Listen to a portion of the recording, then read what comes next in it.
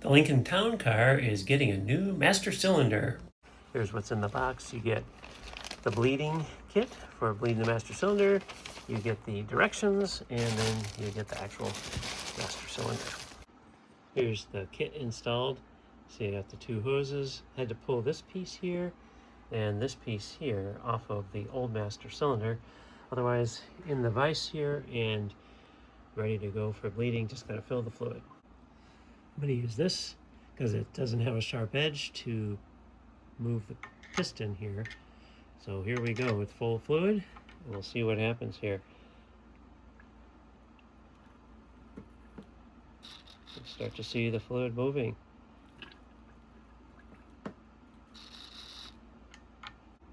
Been at this for a little while now, a couple of tricks.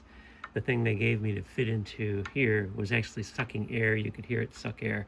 So that totally didn't work. I found this other hose.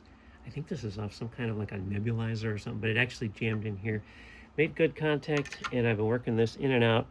One other key is when you push in, you want to push in a fair amount and then come back slowly so that the pressure doesn't drop too much in the system, and so you don't pull air back in through like here.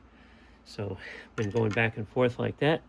You can see there's just a few little air bubbles that are riding in there.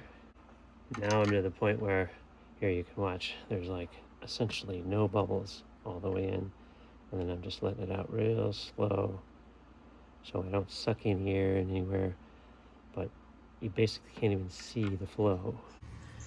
There's the brake booster. Cleaned up the front, put a little grease on where some of the rust was, and we're ready to put back the master cylinder.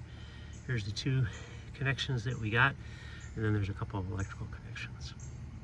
So here's the master cylinder all back and reinstalled, and everything is good. Brakes work awesome.